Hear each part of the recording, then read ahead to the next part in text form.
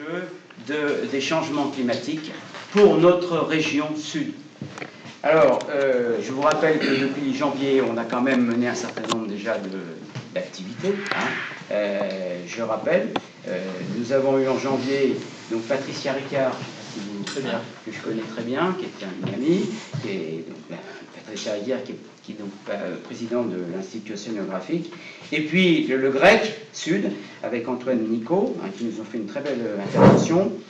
En février, nous avons eu, hélas, je dirais hélas, parce que l'intervenant, malheureusement, vous avez suivi Bernard Bigot, qui est décédé, brutalement, enfin brutalement, il était malade, mais il a fait une très belle conférence, qui était en visio, sur le programme ITER, qui est quand même l'énergie de demain, on peut espérer.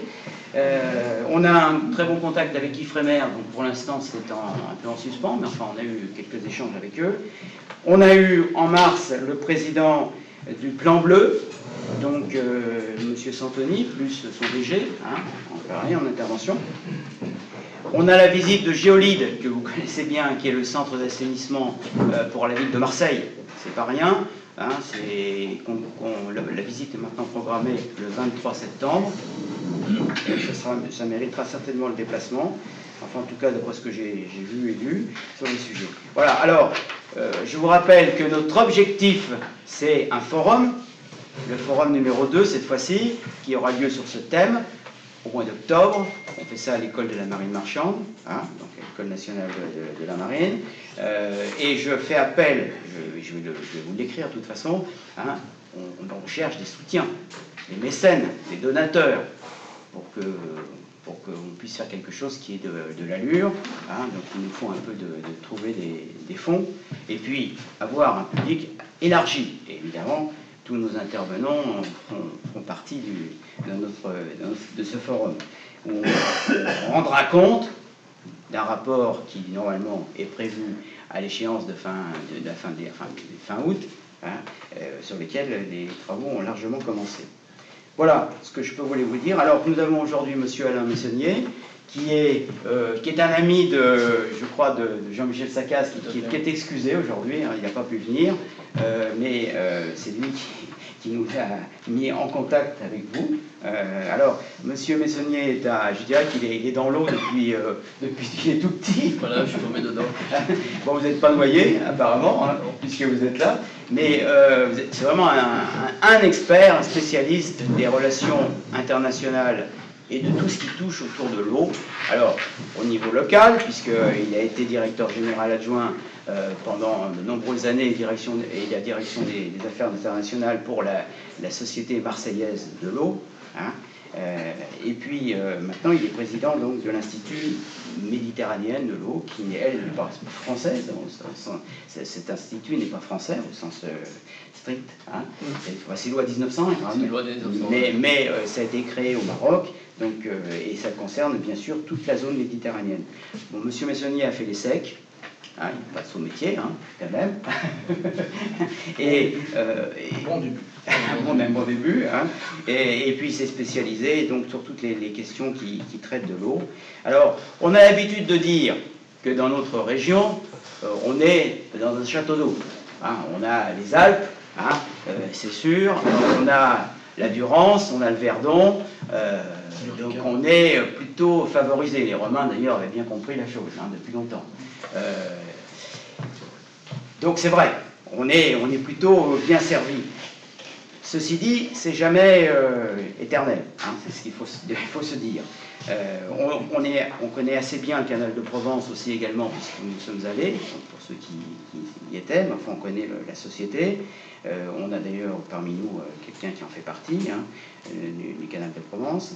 Alors au-delà des changements climatiques, ce qui me paraît très important pour cette zone, je crois que M. Messonnier ne dira pas le contraire, c'est qu'on parle beaucoup du changement climatique, bien sûr, la sécheresse, on en parle en ce moment, donc les risques d'aggravation des tempêtes, les inondations, les incendies, puisque sécheresse, etc. Ça, c'est sûr, on ne peut pas le nier, c'est vrai, c'est des réalités, les effets Cévenol, etc. Au-delà de tout ça, il y a un autre grand problème qui est vraiment lié à l'eau, c'est sa consommation. Et sa consommation, c'est qui? C'est la démographie, c'est nous, c'est la population. C'est ça le problème qui pose. Parce que si on n'avait pas une planète à 7 milliards d'habitants, on aurait largement de quoi faire, et en particulier dans notre région. Hein. Mais à partir du moment où on a une démographie, et en particulier une démographie urbaine, et puis rurale qui, elle, a besoin d'irrigation, parce que la population urbaine exige des fruits, etc. Bon, enfin, on a des habitudes de vie, en particulier la douche tous les jours, qu'on voit, c'est pas le cas de tout le monde, mais enfin, on voit bien maintenant, c'est la douche pour tout le monde tous les jours.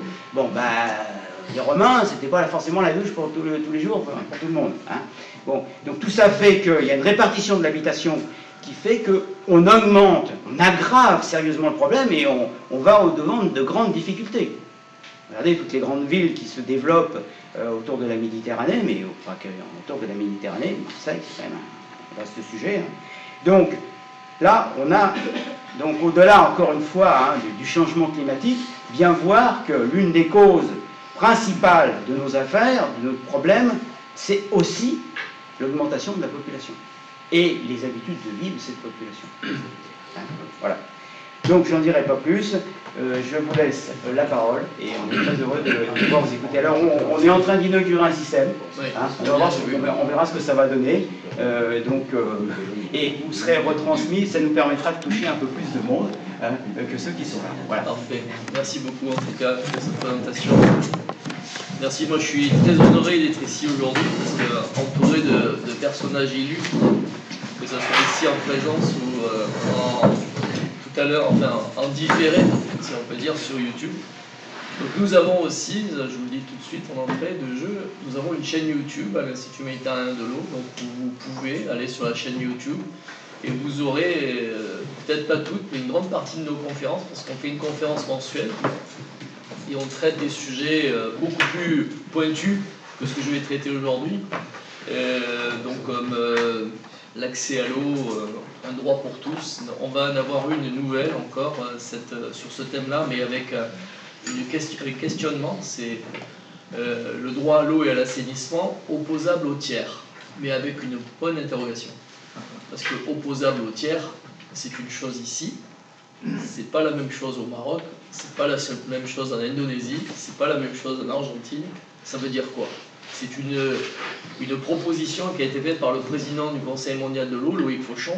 Nous avons la chance à Marseille d'accueillir non seulement l'Institut Méditerranéen de l'eau, mais le siège du Conseil mondial de l'eau. Donc cette ville était dédiée à gérer, j'allais dire, les problématiques de l'eau au niveau mondial.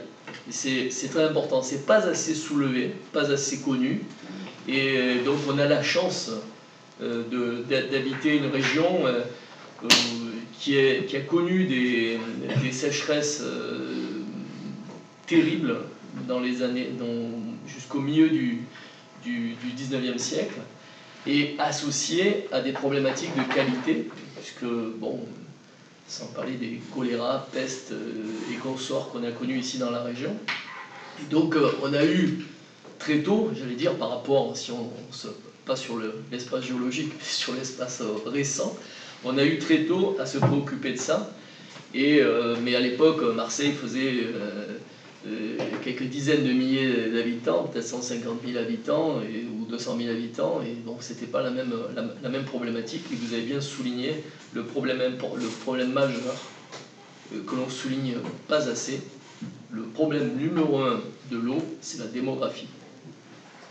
C'est très simple, hein. Je suis né en 1957, comme ça vous avez mon âge, et donc en 1957, 3,2 milliards d'habitants sur la planète.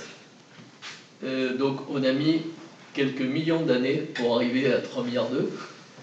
Et en 65 ans, puisque c'était mon anniversaire le 14 mai, en 65 ans, on est passé à 7,5 milliards, ou presque 8 si on suit les statistiques. Donc on a plus que doublé la population en 60 ans. Et ça ne peut pas marcher. Et ce qui nous attend est encore pire. L'Afrique, et en 2020, donc en 20 ans, a pris 500 millions d'habitants. 800 millions, 1,3 milliard. Donc ça, c'est ça l'enjeu numéro 1 de l'eau. Bien entendu, vient se rajouter à ça la problématique des dérèglements ou des changements, comme on dit, climatiques. En fonction des régions, ça va être des dérèglements, en fonction d'autres, c'est des changements, c'est-à-dire qu'on ne reviendra jamais en arrière. Et je pense personnellement que c'est plutôt des changements, c'est-à-dire on ne connaîtra plus ce qu'on a connu, c'est comme un peu la problématique des gaz à effet de serre, c'est-à-dire que c'est terminé, hein. Ce qui est parti dans la nature, ça mettra des milliers d'années pour se dissoudre, et donc ce qu'on a fait, c'est fini, on ne reviendra plus derrière à l'échelle humaine, ou en tout cas pour nous, nos enfants, nos petits-enfants. Voilà, donc ça veut dire qu'on est dans une situation quand même difficile, et donc la principale solution, c'est la planification. Il n'y en a pas d'autre. Je veux dire, on vient de créer un Premier ministre en charge de la planification écologique. Eh bien, je pense que c'était une des bonnes solutions. On verra après ce que ça donnera dans les faits. Mais en tout cas, c'est la planification. Si vous voulez, par exemple, on a commis un certain nombre d'erreurs aussi d'organisation territoriale. Nous avions des organismes comme la Dakar, qui aujourd'hui n'existent plus. Et c'est dommage. Voilà. C'était le fait de la décentralisation qu'il faut absolument faire, mais ce n'est pas parce qu'on décentralise qu'on doit supprimer des compétences de bon niveau, comme c'était le cas de la Dakar, qui avait au moins la possibilité de donner un avis final sur un grand projet qui concerne l'eau, qui peut concerner l'énergie, etc., et l'impact. Donc je reviens sur l'eau d'une manière générale. Donc on a la chance d'avoir encore une fois depuis maintenant plus de 20 ans le Conseil mondial de l'eau et depuis 40 ans l'Institut méditerranéen de l'eau ici basé à Marseille. Alors c'est quoi l'Institut? L'Institut est créé à l'initiative du Maroc, de la Tunisie et de la région marseillaise, il faut quand même le souligner, à Rabat lors d'un congrès des distributeurs d'eau mondiaux. Et les Marocains disent c'est pas normal qu'on n'ait pas quelque chose de spécifique à la Méditerranée parce que nos problèmes sont spécifiques. Nous avons toutes les... Alors à l'époque on ne parlait pas, en 1982, on ne parlait pas de problématiques de gaz à effet de serre, on n'en parlait pas encore de manière importante. Et il n'y avait que quelques écologistes qu'on considérait comme illuminés à l'époque qui parlaient de ça. Bon aujourd'hui c'est plus illuminé, hein. Je veux dire c'est une réalité. Et je ne sais pas si vous connaissez, vous avez aujourd'hui des gens qui en parlent très bien, des fois qui sont un peu clivants, comme Jean-Marc Jancovici, qui parle de l'énergie et de l'avenir de l'énergie. On a même cité son nom pour être en charge ministre à un moment donné. Moi ça m'a surpris, j'ai dit oh là là, si on nomme Jancovici ministre de l'énergie, ça va chauffer. Je me suis dit ça me paraît un peu difficile. Mais bon, en tout cas, il y a des gens comme ça qui connaissent bien le sujet et qui vous permettent de bien comprendre, en tout cas de vous faire une opinion sur ces phénomènes. Pour revenir donc à l'Institut, l'Institut est créé de 3 collèges. Un collège institutionnel qui regroupe, pas tout le monde bien sûr, il y a des pays où on n'est pas présent, mais qui regroupe, on va dire, les décideurs, les donneurs d'ordre, les propriétaires, ceux qui ont la vision et qui définissent les politiques, c'est-à-dire les ministères dans certains pays, donc les collectivités locales, les régions ou les collectivités locales en charge de la gestion de l'eau. Donc on va avoir par exemple pour notre région, dans l'Institut méditerranéen de l'eau, vous avez la région PACA, la région Occitanie, le département de l'Hérault, la ville de Marseille historiquement, parce que qu'en 1982, elle a la compétence de l'eau et de l'assainissement, ce qu'elle n'a plus aujourd'hui, puisqu'elle l'a transférée à la métropole, d'abord à Marseille-Provence Métropole et ensuite à la métropole. Donc aujourd'hui, c'est la métropole qui a en charge l'eau et l'assainissement, mais la ville est restée membre de l'Institut, et d'ailleurs, d'ici la fin de l'année, on aura certainement une conférence sur l'eau dans la ville, et qui va bien au-delà de l'eau et de l'assainissement, c'est-à-dire l'usage de l'eau dans la ville. Qu'est-ce qu'on peut faire avec l'eau, qu'est-ce qu'on ne peut pas faire, qu'est-ce qu'il faut éviter, à la fois en consommation, pour les parcs, pour les jardins, pour le rafraîchissement en été, pour les fontaines, etc. Mais également pour capter l'eau de pluie, beaucoup mieux que ce qu'on fait aujourd'hui, eh bien, tout simplement en essayant de créer un peu plus d'espaces verts, de redonner de l'espace vert dans la ville, et, comme par exemple le projet du parc, alors qui est pas encore... qui est à l'ordre du jour, qui est dans le plan d'Euroméditerranée. Vous savez, toute la gare d'Arenc qui doit être transformée en parc pour accueillir les eaux de pluie dans des cas de gros orages et qui restera donc fermé à ce moment-là, mais sera rapidement évacué à la mer et qui permet d'avoir un bassin de rétention naturel sur cette zone-là qui est en dessous du niveau de la mer pour certains endroits. Donc voilà, donc ça c'est un sujet qui intéresse toujours la ville de Marseille, c'est pour la raison pour laquelle le reste membre de l'Institut. À l'étranger, vous allez avoir des ministères en charge de l'eau. En France, on n'a pas de ministère en charge de l'eau. Vous avez plusieurs ministères en charge de l'eau. Vous avez le ministère de la Santé, vous avez le ministère de l'Intérieur, vous avez le ministère de l'Environnement. Déjà au moins 3 ministères qui sont en charge de l'eau. Donc en fait, il n'y en a pas. Dans certains pays, vous avez le ministère des Ressources en eau. C'est le cas du Maroc. Le ministère des Ressources en eau est membre de l'Institut méditerranéen de l'eau. Vous avez à Malte un ministère en charge de l'eau et de l'énergie. Ils sont membres de l'Institut méditerranéen de l'eau dans ce premier collège. Donc vous voyez, c'est un collège où vous avez Aix-Marseille Métropole, donc les gens qui prennent des décisions et qui ont la vision sur l'avenir. Le deuxième collège, c'est un collège d'opérateurs et d'entreprises de l'eau.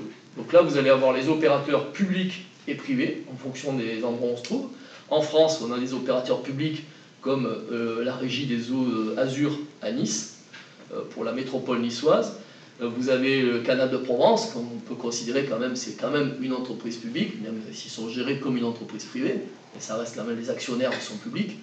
Et puis vous avez Veolia à travers la Société des eaux de Marseille, qui est quand même un des membres fondateurs de l'Institut, et Suez, qui sont également membres. Et en Espagne, vous allez avoir plutôt Aguas les eaux de Barcelone, mais après plutôt des irrigants, c'est-à-dire des grosses... L'Espagne est très organisée, très bien organisée en ce qu'on appelle les associations d'irrigants très grosses, très importantes, et on va comprendre pourquoi. Je vous dis tout de suite, dans le monde, l'irrigation représente 80% de la consommation de l'eau, des besoins en eau dans le monde. Au Maroc, ça peut atteindre 90%. Donc quand on parle d'économie d'eau, essentiellement, il faut en faire de partout, bien entendu. Il faut que les industriels recyclent, il faut que les villes évitent les pertes, mais d'abord l'agriculture. Voilà. Donc c'est pas le premier, dans certains pays, on va en parler, les technologies sont très développées, l'Espagne, la France, etc., pour essayer de goutte à goutte. Israël sont les experts dans le domaine, et le sud de l'Espagne, Israël en Méditerranée, c'est le top. C'est-à-dire c'est ce qu'on peut faire de mieux, on pourra en parler. Alors ma façon de faire l'exposé, j'ai pas de PowerPoint, un peu exprès, parce que vous pouvez m'interrompre. Moi ça me gêne pas, au contraire, parce que si on est ensemble pendant 2 heures, c'est quand même plus sympathique que m'entendre parler pendant 1 heure et ensuite avoir des questions, mais comme vous voulez. Voilà, je vous laisse cette liberté. Donc, et le 3... Vous ne voulez pas parler de l'agence de l'eau? Non, alors l'agence de l'eau, elle n'est pas membre de l'Institut, mais elle est partenaire et il nous finance des projets. Je vais vous en parler. Donc, et en 3e collège, donc les entreprises de l'eau, vous allez avoir donc les entreprises du Sud. Ça va être l'Office national d'eau et d'électricité au Maroc. On a 3 régies importantes aussi qui sont membres. C'est la régie de Marrakech, la régie de Fès et la régie d'Al Jadida. C'est le directeur des régies qui a choisi ces 3 pour être membre de l'Institut. Ensuite, en Algérie, vous avez l'Algérienne des eaux, l'Office national d'assainissement et l'AGIR, qui est l'Agence de gestion intégrée des ressources en eau. En Tunisie, la Société des eaux nationales de l'eau potable et la Société nationale d'assainissement. Et la CKD Nord, qui est une entreprise de transfert d'eau des ressources du Nord vers le Sud. Donc, et puis ensuite, en Égypte, les eaux d'Alexandrie. Et on fait un peu le tour de la Méditerranée.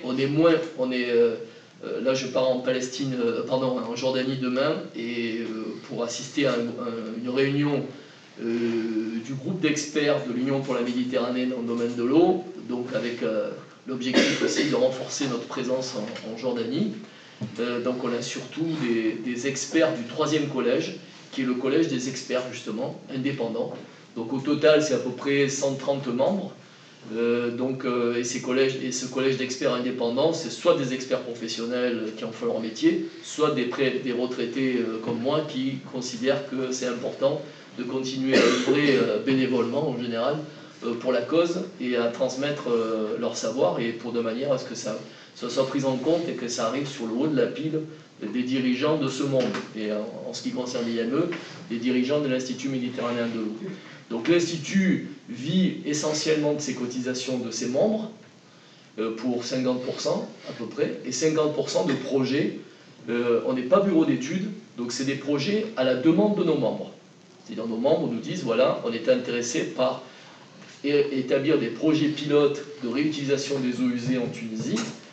Donc nous, on discute avec eux des termes, on fait le choix des sites, et puis derrière, on prépare un cahier des charges, et on va chercher un financement. Alors voilà, je réponds à votre question, à l'Agence de l'eau, qui a un fonds de coopération internationale pour RMC, mais également à Dour-Garonne ou d'autres, mais nous on travaille essentiellement avec RMC, qui eux-mêmes, une fois qu'ils ont donné ce financement, eh bien, ça peut jouer un effet de levier avec l'Agence française de développement, qui peut donc rajouter en général des sommes plus importantes, et de gré à gré, parce que c'est fait pour un institut, une ONG qui est l'Institut méditerranéen de l'eau, qui n'a pas de vocation à faire des bénéfices, et puis aussi parce que l'Agence de l'eau a fait le premier pas.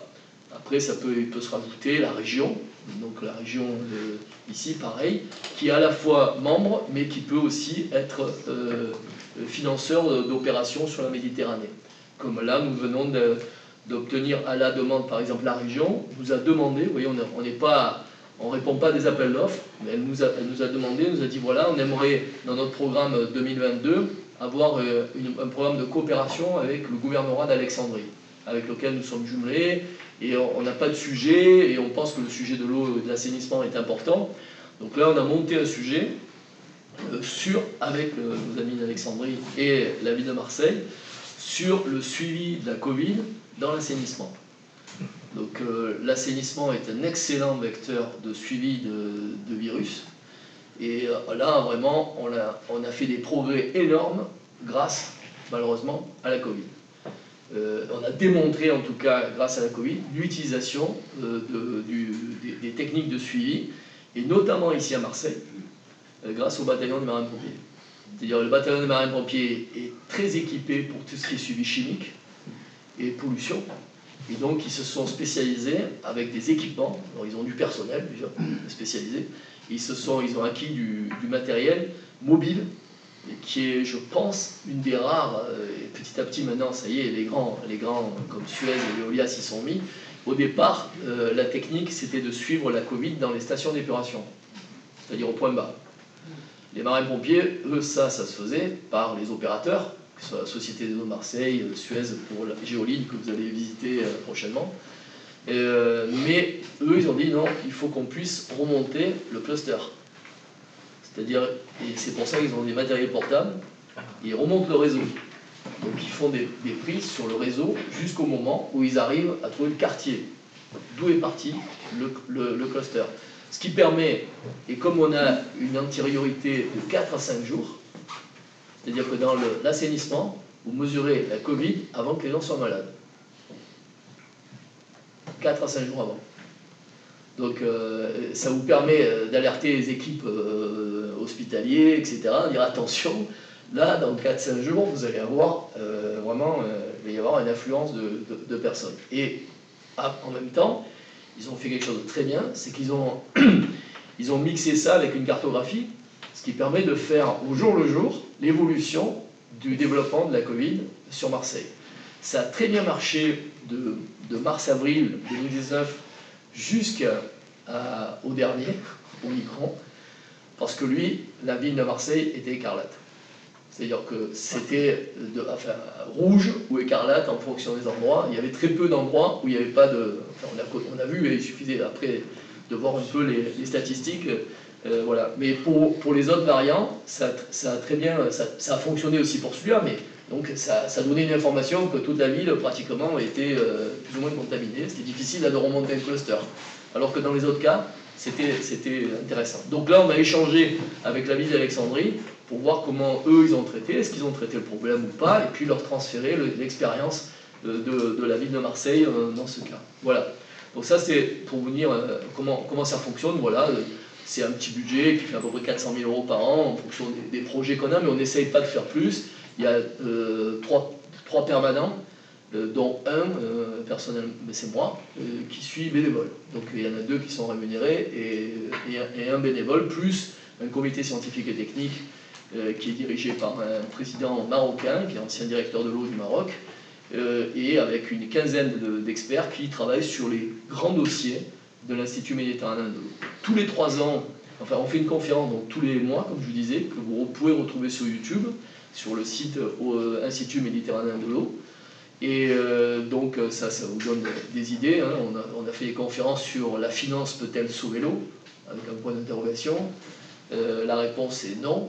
La finance est un outil, et celui qui peut sauver l'eau, c'est l'homme.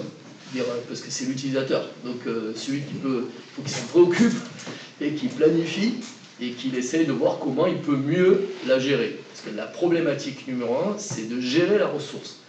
9 fois sur 10, bien sûr, dans certains cas, il n'y a aucune ressource. Donc là, il faut trouver. Oui. Et là, vous parlez des rapports de finances avec l'eau, et il s'est instauré une bourse de l'eau internationale. Oui, alors là, personnellement, je veux dire, c'est pas un sujet qui me passionne. Oui, ça fait peur. Je ne vais pas vous dire autre chose. Voilà. La marchandisation. J'ai passé ma vie dans une entreprise privée et je ne regrette pas du tout. Je veux dire, j'en fais la promotion parce que gérer les services d'eau et d'assainissement pour les entreprises privées en France, ça nous permet d'avoir 2 majors mondiaux et qui ont fait évoluer les technologiques et les pratiques pendant plus de 150 ans, parce qu'elles ont été créées en 1870 ou en 1850 pour la Compagnie Générale des Eaux. Donc, je veux dire, on a cette chance, c'est une chance. Moi, je ne suis pas un ayatollah du privé et je ne suis pas un ayatollah du public. On a des bonnes entreprises publiques. J'en parlais tout à l'heure, je ne sais plus si c'est avec vous, en parlant d'EDF. Personnellement, je pense que ça a été une erreur de diviser en morceaux EDF. Il y avait des choses à faire pour moderniser EDF, mais c'était peut-être pas celle-là. Et là, peut-être, ça valait le coup de dire à l'Europe, attendez, il y a d'autres solutions que celle de mettre tout sur le marché, etc. Bon, passons, ce n'est pas le sujet d'aujourd'hui. En tout cas, personnellement, je suis contre la marchandisation de l'eau, de la molécule. Voilà. Le service, c'est autre chose. Parce que vous achetez pas, quand vous achetez un mètre cube d'eau chez vous, vous achetez pas la molécule. Vous achetez que le service. Vous achetez le fait qu'en 1850, on a décidé de construire un aqueduc qui amène l'eau à Marseille depuis la Durance. Franz Mayer de Montricher, un jeune ingénieur de 26 ans, polytechnicien, suisse, en charge du projet. Si vous allez à Roquefaour aujourd'hui, vous connaissez Roquefaour, plus grand aqueduc du monde, personne ne dit, c'est plus grand que le pont du Gard. 2 fois. Et qui est les mêmes techniques que le pont du Gard, construit en 1850. Et aujourd'hui, en ce moment-là, vous avez la réhabilitation des pierres de taille. C'est-à-dire l'aqueduc qui risque rien, mais les pierres de taille elles commencent à souffrir un peu. C'est un monument qui est classé au monument historique. Donc il y a en ce moment la réfection des pierres de taille. 1850. Et si vous avez à côté, vous avez le petit château, il y a une demeure qui a été construite pour Franz Mayer de Montricher par lui, pour surveiller l'ouvrage, parce que c'était le nœud, c'était vraiment l'endroit stratégique du canal de Marseille. Parce que si on ne passait pas l'arc, on n'arrivait jamais à mener de l'eau à Marseille. Et donc, il avait construit sa maison là, et tous les matins, quand il se levait, il regardait l'ouvrage. Et puis, il partait sur le canal pour aller voir les autres ouvrages. Donc, ça, c'est l'histoire. Et l'histoire décidée par un maire, Maximin Consolat, qui avait dit, écoutez bien, quoi qu'il en coûte et quoi qu'il advienne, j'amènerai l'eau de la Durance à Marseille. Parce qu'il y avait eu maintes projets, discussions avec l'État, avec le département, qui à l'époque était celui qui finançait les ouvrages d'infrastructure. Et donc, jamais personne et s'était mis d'accord, est-ce que le canal il passe à Aix, il passe pas à Aix, il arrive à Marseille, enfin, etc. Et des projets, il y en a eu pendant une cinquantaine d'années. À la fin, à l'occasion d'une nouvelle pandémie, le maire de Marseille, à l'époque, a dit quoi qu'il en coûte. Et ce quoi qu'il en coûte, aujourd'hui, on entend ce matin encore à la radio, il faut arrêter le quoi qu'il en coûte. Oui, le quoi qu'il en coûte court terme, il faut l'arrêter. Mais le quoi qu'il en coûte long terme, au contraire, il faut le faire. Parce que le quoi qu'il en coûte long terme, ça coûte beaucoup moins cher que de faire des ouvrages de mauvaise qualité. Aujourd'hui, on réhabilite pour les 150 prochaines années. Ça veut dire que cet aqueduc, qui aurait investi pour la construction d'un aqueduc en disant je vais amortir sur 300 ans? Personne. Or, c'est le cas. Donc il a fallu construire ces ouvrages pour permettre à la ville de Marseille mais j'y reviendrai peut-être tout à l'heure. Donc sur la Méditerranée, vous avez donc une problématique intéressante, c'est que c'est une zone de stress hydrique permanent. Qu'est-ce que ça veut dire le stress hydrique? Sans parler des effets du changement climatique. Donc c'est une zone de stress hydrique. Ça veut dire que les organismes internationaux ont décidé qu'à partir en dessous de 1700 m3 par personne par an, on était en stress hydrique. Alors, ça ne vous dit rien peut-être, c'est vrai que ça ne dit pas grand-chose. Il faut savoir qu'en France, par exemple, on est autour de 3500 à peu près mètres cubes par an et par habitant, en besoin. Donc la demande, c'est ça. Et la demande, c'est 17% de ce que nous disposons. Donc vous voyez, on est en France, on est à l'abri, en France, en général. C'est comme l'augmentation de la température. Par contre, vous pouvez avoir des communes alimentées par la Touloubre et l'Arc, ici, qui ne sont pas raccordées au canal de Provence, qui vont avoir des difficultés et des arrêtés sécheresse à partir de maintenant ou au mois de juin. Donc c'est d'une manière globale, ça c'est un point très important. D'une manière globale, il faut faire attention parce que les chiffres sont globaux et ça ne veut rien dire. Mais c'est une norme qui a été décrétée. Donc vous pouvez avoir des endroits, si on compare au Maroc, on est largement en stress hydrique et parce qu'on est autour de 1000-1200 mètres cubes par an et par habitant. Et donc avec une ressource qui est seulement en France, la ressource est à peu près de 190 milliards de mètres cubes, on va dire 200 milliards de mètres cubes, et les besoins c'est 30-35 milliards. Donc au Maroc, la ressource c'est 22 milliards. Donc vous avez la population, elle est plus petite, elle fait 2/3 de la France, mais quand même. Donc ça vous donne tout de suite, vous voyez la relation, la gestion de l'eau au Maroc, c'est pas la même que la gestion de l'eau en France. Donc, et d'une manière générale, en Méditerranée, on est en situation de stress hydrique au sud et à l'est. Et même des fois en pénurie.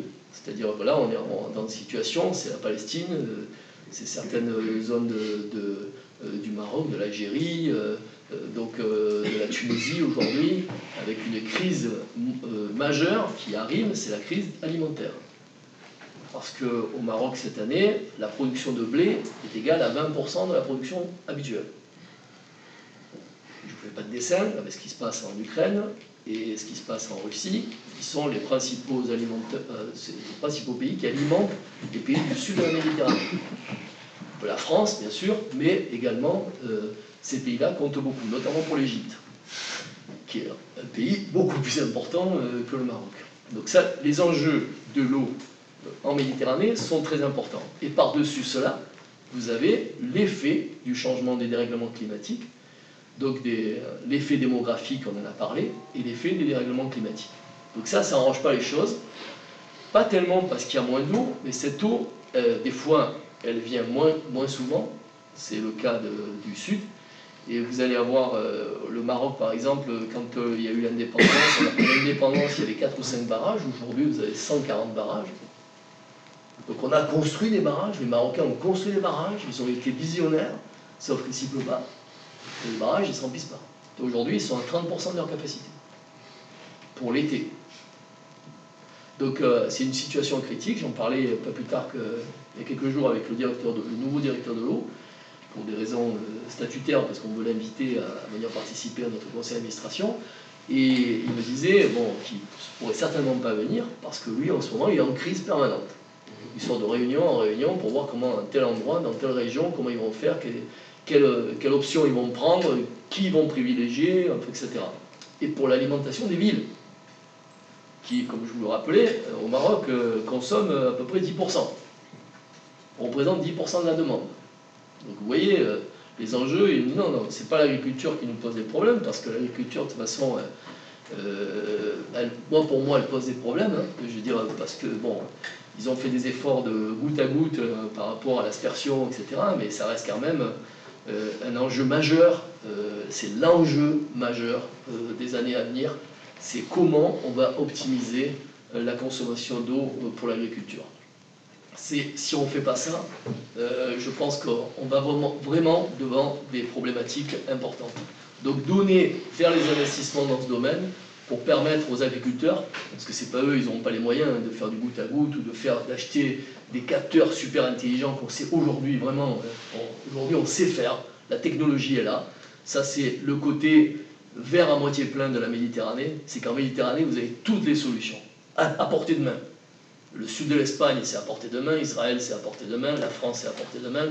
Je veux dire, et même dans les pays du Sud, ils développent des technologies. Aujourd'hui, toutes les technologies sont bien liées à l'informatique, etc. Et tout ça est bien maîtrisé par ces pays-là, autant que nous. Il n'y a pas de sujet. D'ailleurs, on importe beaucoup de savoir-faire et de cerveaux qui viennent de ces pays-là parce qu'on en a besoin ici. Donc, je veux dire, ces techniques qui vont jusqu'à mesurer l'humidité à plusieurs niveaux de profondeur de sol pour pouvoir anticiper les nécessités d'irrigation au goutte à goutte, etc. Tout ça existe aujourd'hui, sauf que ça coûte de l'argent, de la formation de gens, enfin, c'est pas si simple. Et donc ça, il faut absolument investir là-dedans, à très court terme, et rapidement, et trouver les moyens pour le faire. On a compris que au sein de l'IME, la France a un leadership et un leadership en termes de réflexion et de mener des actions sur l'ensemble du bassin méditerranéen, mais avec des moyens finalement très limités. Si je vous ai bien. Est-ce qu'il y a d'autres programmes internationaux, peut-être gérés par les Nations Unies ou par la Banque mondiale, qui pilotent également des développements ou des actions sur cette région? Et si oui, en fait, comment est-ce que vous coordonnez avec eux? Très bien. Alors, l'IME, c'est une plateforme d'échange. C'est-à-dire une plateforme d'échange entre les membres. Une plateforme d'échange de bons procédés et de bonnes pratiques. On s'arrête là.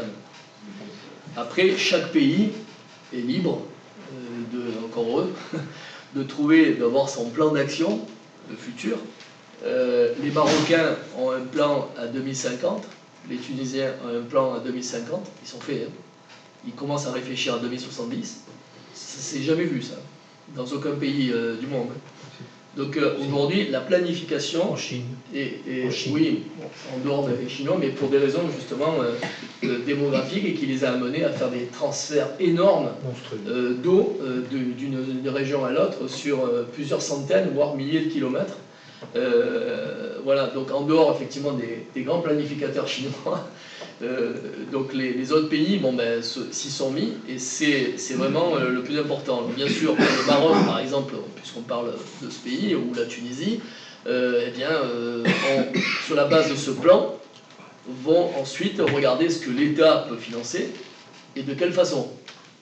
Et donc ils vont avoir des priorités. En termes de dessalement, en termes de réutilisation des eaux usées, puisque les ressources, elles sont bien connues, et malheureusement, il faut se rendre à l'évidence qu'il y en a moins. Et donc, mais les ressources classiques, on va dire conventionnelles, c'est comme ça, c'est la terminologie, représentent quand même, par exemple au Maroc, pour que vous ayez un chiffre en tête, tous les programmes de dessalement, de réutilisation des eaux usées, on pourra vous dire un peu de quoi il s'agit, c'est-à-dire ce qu'on appelle les ressources en eau non conventionnelles, et qui pourraient être réutilisées ou développées presque, j'allais dire, à l'infini. Il faut faire attention parce qu'on a pensé ça au 19e siècle avec le pétrole. Donc, en tout cas, c'est pas quand même demain la veille qu'on va épuiser les océans. Donc ça ne représente jamais qu'un 20e des ressources naturelles du Maroc, des ressources conventionnelles. Donc je veux dire, c'est pas ça qui va régler le problème. C'est une solution, mais c'est pas la solution. Donc ces projets-là, une fois qu'ils sont établis et priorisés, eh bien, le gouvernement ou les institutions en charge vont chercher des financements.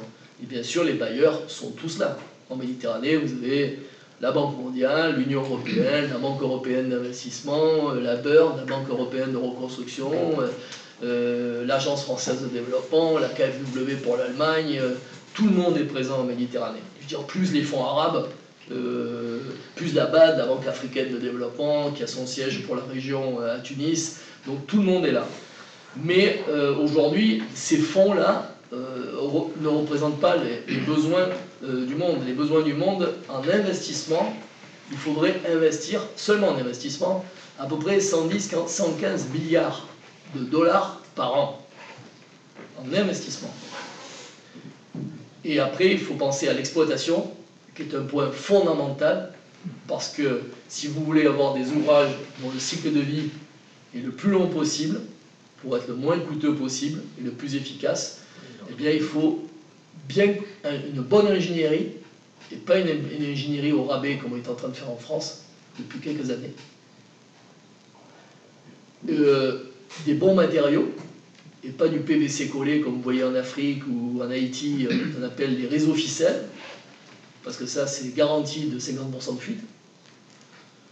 Et derrière, une bonne exploitation, donc des gens performants qui sont formés, permanents, parce que les technologies évoluent, et qui vont rester dans ce monde, comme, bon, c'est pas mon exemple, mais en général, quand on y rentre, on y passe sa vie. Moi j'ai fait 38 ans, mais la plupart des gens qui sont à la Société Zone Marseille, ils y sont rentrés à 25 ans, à 20 ans, à 30 ans, ils ont passé leur vie. Donc ils ont eu le temps d'être formés, il n'y a pas de secret. Donc ils ont eu l'expérience des anciens, ils ont travaillé ensemble, et ils ont évolué avec les techniques. Aujourd'hui, un agent réseau, il se déplace avec pas avec un portable, avec une tablette, et il a tout dessus, il a la cartographie, il a les abonnés, donc il peut tout renseigner, il voit une fuite, il la renseigne. Donc ça, c'est l'évolution qui permet d'être performant.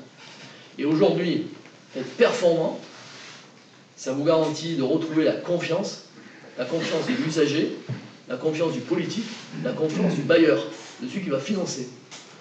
Et ce financeur, il faut qu'il soit privé, il faut qu'il soit public, c'est enfin public international, Banque mondiale, etc. Mais ça représente souvent que 20% des besoins. Et donc les 80%, c'est bien sûr l'État, donc c'est encore public, et il faut absolument arriver à attirer l'épargne privée, qui représente des... Aujourd'hui, l'épargne privée mondiale, c'est 15 000 milliards de dollars. Vous voyez, 110, 15 000 milliards. Donc, il faut attirer... Aujourd'hui, il n'y a pas la confiance. Qui va investir dans un réseau d'eau en Égypte, ou etc. Si on vous dit demain, tiens, il y a un placement, votre banquier vous dit, il y a un super placement à faire, un réseau d'assainissement en Égypte. Vous allez dire, attendez, vous rigolez, quoi. Donc, je veux dire, ça, c'est important. Donc, la performance, si par contre, vous savez que... enfin, je veux dire, c'est pas pour citer quelqu'un, mais si c'est Veolia qui gère le truc et qui lève des obligations pour faire un projet en Égypte, ben, vous allez dire, attends, moi j'ai confiance en Veolia, parce qu'ils sont performants. Donc là, vous avez automatiquement performance, confiance, finance. Voilà, mais la finance reste qu'un outil. C'est pas la finance qui doit être décidée, et ça a souvent été malheureusement le cas. Et donc, pour revenir à votre question sur, c'est vous tout à l'heure, sur la financiarisation de la molécule, moi je suis complètement opposé. Et c'est les Américains qui font ça, notamment en Californie, et les Australiens. Et on voit ce que ça donne en Australie. Donc vous avez des fermes qui ferment, parce que le gars il n'est pas capable d'acheter l'eau pour sa ferme. Et ça, c'est pas possible. On pourrait lever plus facilement des financements privés si derrière les États fournissaient des garanties. Sur les grandes infrastructures, enfin, il y a l'infrastructure du pont-tunnel Danemark-Suède qui a été financée par le privé, mais les deux pays, Danemark-Suède, avaient fourni des garanties et du coup ça avait quand même facilité grandement. Vous avez raison, c'est la solution. Et d'ailleurs les bailleurs multilatéraux, que sont la Banque mondiale et consorts, ont mis au point des systèmes de garantie, parce que l'avantage que quand la Banque mondiale finance quelque chose, ben, vous avez, donc ils peuvent mettre une garantie en place pour permettre au pays d'assurer cette garantie à des bailleurs privés. Mais ce n'est pas assez flexible aujourd'hui et pas assez développé. Et ce n'est pas l'intérêt des banquiers aujourd'hui, il faut être clair, des banquiers privés. Donc il faut arriver à attiser leur intérêt, et comment? Eh bien, par peut-être les normes, commencer par ça, c'est-à-dire leurs propres normes, hein, quand une banque, sans citer personne, vous dit « mais moi je fais du financement vert », il faut quand même un peu gratter. Hein. C'est quoi le financement vert? Le financement durable, c'est quoi? Qu'est-ce que vous appelez financement vert? Vous financez plus les pétroliers, qui est les recherches pétrolières? Bon, très bien, c'est une bonne chose. Mais qu'est-ce que vous financez? Donc aujourd'hui, par exemple, vous avez une personne qui est intervenue d'ailleurs, et vous le retrouverez sur YouTube, dans notre fameux, la conférence sur la finance peut-elle sauver l'eau, Bertrand Badré, qui est l'ancien directeur général finance de la Banque mondiale, et qui a été directeur finance du Crédit Agricole et directeur finance de la Société Générale avant d'aller à la Banque mondiale. Et aujourd'hui, il est sorti de la Banque mondiale, il a créé un fonds qui s'appelle Blue Like an Orange Sustainable Capital, et à Washington, et il est aussi en France, et il a un accord avec AXA maintenant en France pour travailler sur ce. Donc vous voyez que les financeurs privés, parce qu'AXA c'est une grande assurance, donc on peut dire banque, assurance, c'est un peu la même chose, et donc là, ça va commencer à marcher, parce que vous avez des hommes d'expérience qui connaissent bien le privé, qui connaissent le multilatéral, qui connaissent le développement, donc il a contribué en plus avec Michel Camtu en 2003 à écrire le livre sur la finance de l'eau avec Michel Camtu, quand Michel Camtu était encore directeur général du Fonds monétaire international. Et donc il a une connaissance, on va dire, du secteur d'activité. Lui, aujourd'hui, il finance son fonds, finance plutôt de l'éolien, du transport vert ou des choses comme ça, mais il s'intéresse aussi à l'eau parce qu'il y a travaillé. Et donc ça veut dire que ça commence à prendre. Mais ça prend, il faut que ça soit du concret. C'est-à-dire que le jour où vous aurez le Crédit Agricole qui vous dit « moi je vous propose à vous des obligations, acheter des obligations ou des actions sur un projet qui s'appelle transfert de la mer Rouge à la mer Morte avec dessalement pour la Jordanie, etc. » Et vous achetez, attends, c'est le canal de Suez, le canal de Panama, hein, je veux dire, on en a eu des événements comme ça où les gens, effectivement, souvent on perdait la culotte, mais aujourd'hui on a les moyens de contrôler sérieusement ce qui va être fait. Et donc encore une fois, la finance n'est jamais qu'un outil, c'est un bon outil quand il est bien utilisé, mais faut-il encore que les financeurs, les financiers comprennent déjà la problématique. Donc ce que je vous dis aujourd'hui, il faudrait qu'il y ait un cours déjà chez tout le monde, la sensibilisation et l'éducation sont vraiment indispensables aujourd'hui pour pouvoir avancer sur tout ce qui s'appelle transition écologique. Et j'en suis vraiment convaincu, c'est un travail de longue haleine. On peut commencer par les enfants, bien sûr, à l'éducation. On devrait, d'ailleurs nous, à la Société Zone Marseille, on le faisait quand j'y étais, mais on continue à le faire aujourd'hui, intervenir dans les écoles au moment du CM2, CM1, CM2, où on étudie le cycle de l'eau, pour faire une présentation de l'eau en Provence, ce que c'est, d'où vient l'eau qu'ils utilisent, pourquoi. Alors vous avez des questions extraordinaires, hein. Je veux dire, en général c'est des fois complexe de répondre, pourquoi l'eau est bleue, et comment ça se passe. Et voilà, je suis allé dimanche à tel endroit, et j'ai vu que il n'y avait pas d'eau dans le Serponçon, et comment ça se fait, il était vide, alors là c'est risqué, voilà. Bon, en tout cas, on a des questions de base, et c'est très important, mais c'est encore plus important pour le court terme, de travailler avec vous. Votre initiative aujourd'hui, c'est très important. C'est important de travailler avec les banquiers. Il faut leur expliquer. Ils sont pas, je veux dire, il y a très peu de banquiers qui s'intéressent à l'eau dans le monde. Ils lisent 3 articles, ils pensent qu'ils ont compris. Non. Il faut travailler. Je veux dire, si on veut prendre des bonnes décisions, il faut un peu travailler, quoi, le sujet. Je ne dis pas qu'ils ne travaillent pas. Je dis que pour le sujet, il faut un peu comprendre. Voilà. Et donc ça, c'est un enjeu majeur qu'ici, on a... Vous savez, je vous parlais tout à l'heure de la décision de Maximin Consolar du 850, il a levé l'impôt sur le sel pour pouvoir financer le canal de Marseille. Donc c'est les Marseillais qui ont payé le canal de Marseille. C'est pas Paris, donc c'est pas l'État, c'est pas le département, c'est la ville de Marseille. Donc ça veut dire qu'à l'époque, il a fait lui comme ça, et ça s'est fait, ça n'a pas été simple. Hein. C'est un ouvrage chinois, hein, le canal de Marseille. Hein. 4000 ouvriers. Hein. Pour travailler sur le canal et le réaliser. Et aujourd'hui, c'est toujours 80% de l'alimentation de la ville. C'est pas le canal de Provence. Le canal de Provence, c'est une sécurité qui alimente 20% de la ville pour les quartiers hauts, à partir de Valondolc, du barrage de Valondolc, que vous devez connaître, au pied de la chaîne de l'Étoile. Donc là arrive le canal de Provence par deux arrivées, l'Est et le Nord. Et donc Marseille est certainement la ville... Allez, on est Marseillais. Donc la ville au monde la plus sécurisée en alimentation en eau, parce qu'elle dispose de 3 adductions. Le canal de Marseille, qui en est une, et le canal de Provence, il y en a 2, avec une réserve de 3 millions de mètres cubes au-dessus de la tête, qui est le Vallon d'Ol. Vallon d'Ol est capable d'alimenter 100% de la ville, mais pour des raisons de coût aussi, parce que le canal de Marseille appartient à la métropole, donc c'est quand même mieux d'utiliser son propre canal, entretenu par la Société d'eau de Marseille, dans le cadre d'un contrat de délégation de service public. Eh bien, vous alimentez 80% en gravitaire, pratiquement. Vous avez du pompage pour Notre-Dame de la Garde, mais pour les collines. Mais tout le reste de la ville, tout le centre-ville est alimenté en gravitaire depuis le canal, les stations de traitement, enfin, etc. Ça, je peux vous en parler. Est-ce qu'il est plein Ah oui, il est plein. Il ne pas avec... Il le garde plein parce que son seul usage, c'est la sécurité de l'alimentation en eau de Marseille. Et puis, vous avez une 3e alimentation qui, celle-là, n'est pas utilisée, mais qui est maintenue en état et qui est stratégique, parce que en cas de l'alimentation en eau de Marseille et de la Provence en général, c'est essentiellement, vous avez des forages, mais c'est essentiellement des eaux de surface.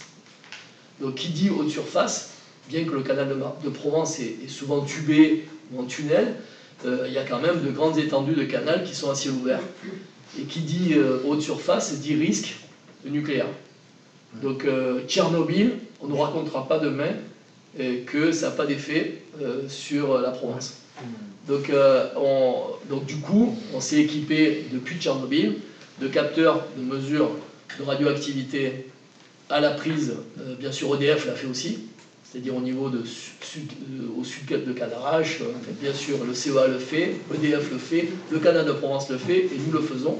Donc le préfet nous donne des exercices à l'aveuglette de temps en temps. Chimique Et là, chimique pour Château-Arnoux, bien sûr. On a eu des essais, il y a eu des cas.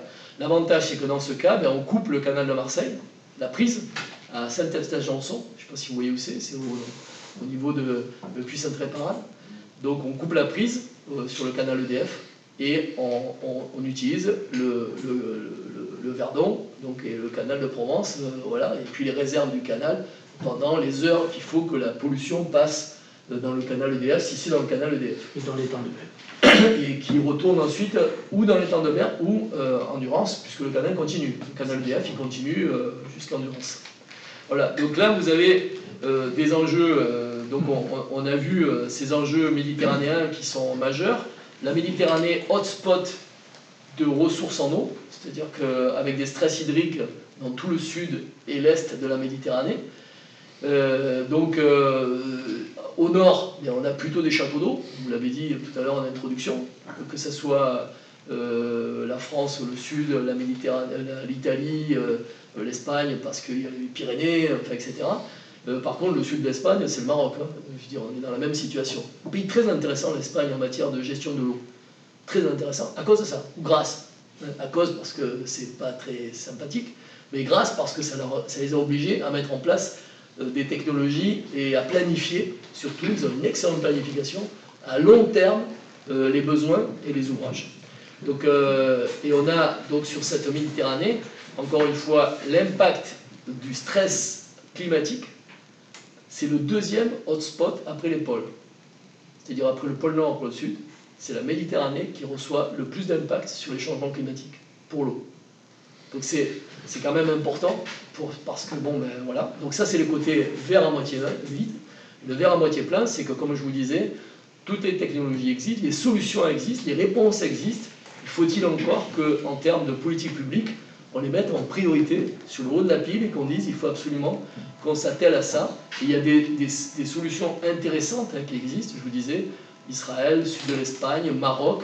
Maroc est un excellent exemple parce que c'est un pays pauvre, le Maroc. C'est pas un pays riche, il n'y a pas de ressources naturelles en dehors du phosphate. Le premier producteur de phosphate et exportateur au monde, ou avec les États-Unis, enfin ils se disputent un peu, et la Chine. Mais c'est un très gros. Et bien, par exemple, c'est intéressant parce que l'OCP, l'Office chérifien des phosphates, sera autonome en eau en 2030. Aujourd'hui, ils sont à 60%. C'est-à-dire qu'ils ne prélèvent plus d'eau, des ressources naturelles. des ressources conventionnelles. En 2030, il ne prélève plus de ressources conventionnelles. Et je ne sais pas si vous savez, mais le phosphate est un gros consommateur d'eau, parce qu'on transporte le phosphate avec de l'eau, de la mine jusqu'au port. C'est dans des tuyaux, avec de l'eau. Donc, et puis, il y a des processus de traitement aussi qui utilisent beaucoup d'eau. Eh bien, en 2030, ils seront autonomes par décision de l'État, du roi, qui a dit, voilà, moi je vous demande, vous avez les moyens financiers, trouvez les techniques. Il leur a dit ça il y a 20 ans. Ils y ont travaillé, ils ont pris les ingénieurs qu'il fallait, et ils ont mis en place des technologies de réutilisation des eaux usées pour l'industrie, et de dessalement, en construisant deux unités de dessalement très importantes. Oui, vous avez parlé de la gestion de l'eau de l'Espagne. Est-ce que cette gestion ne l'amène pas à avoir des tensions avec le Portugal notamment? Alors cette zone-là, je dois dire que je ne la connais pas bien. Moi je connais bien la zone méditerranéenne, et donc bon, là il n'y a pas de problématique. Mais vous me posez une bonne question, parce que c'est ce qu'on appelle l'hydrodiplomatie. Aujourd'hui c'est un terme à la mode qui a été lancé normalement par le Conseil mondial de l'eau et Loïc Fauchon. Donc cette terminologie d'hydrodiplomatie, elle recouvre exactement ces problématiques-là. C'est-à-dire les problématiques de rivières qui sont communes à deux pays, hein, le Colorado avec le Mexique. Allez demander aux Mexicains combien ils reçoivent d'eau du Colorado, vous allez voir.